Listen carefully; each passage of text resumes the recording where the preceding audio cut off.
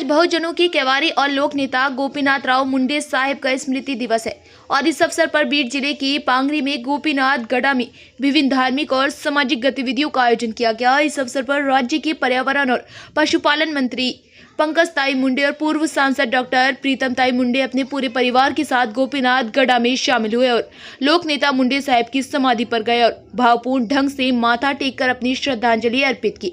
इस अवसर पर उन्होंने समाधि का अपने पिता का पसंदीदा फल भी चढ़ाया। हर साल की तरह इस साल भी गोपीनाथगढ़ में मुंडे साहब की याद में भजन, महाप्रसाद और समाज सेवा के काम हो रहे।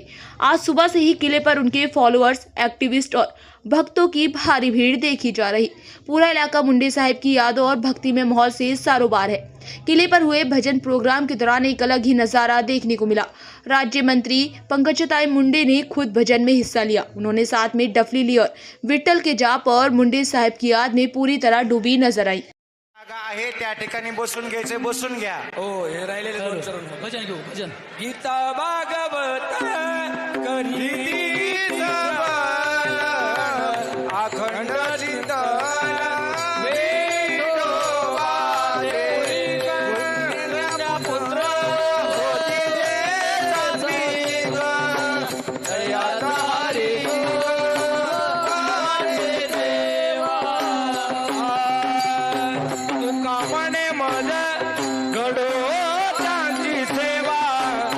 तुका म्हणे मजा घडो त्याची सेवा, तुका म्हणे मजा घडो त्याची सेवा, तुका म्हणे मजा घडो त्याची सेवा, तुका म्हणे मजा घडो त्याची सेवा, तुका म्हणे मजा घडो त्याची सेवा, तुका म्हणे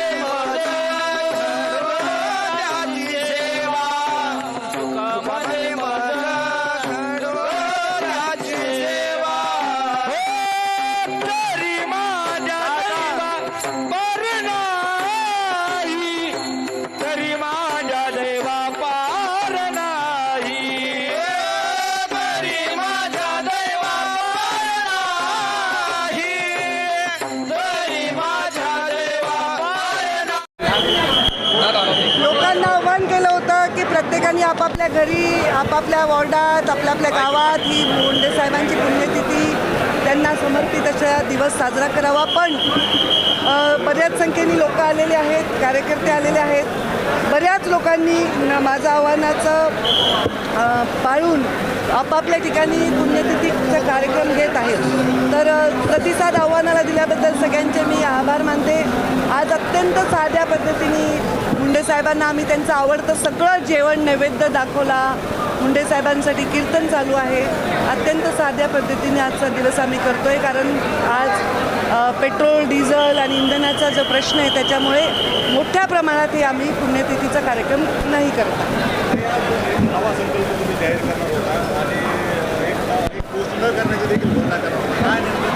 ते आता मी भाषणात सांगेन, मला अजून सुचलं नाही आहे काय। जेव्हा सुचेल तिथे सहन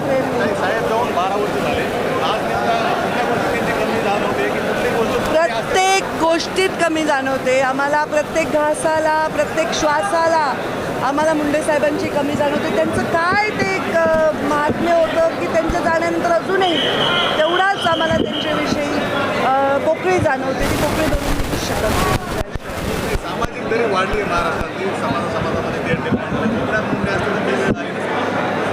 ते काळ वेगळा होता, तेव्हाचे लोक वेगळे होते, आत्ताची परिस्थिती वेगळी आहे। साहेब असते तर त्यांनी नेहमी समाजांना एकत्र घेऊन जाण्याचा प्रयत्न केला असता आणि त्यांच्या विचारावर वारसावर हाच प्रयत्न शेवटच्या श्वासापर्यंत मी आता भाषण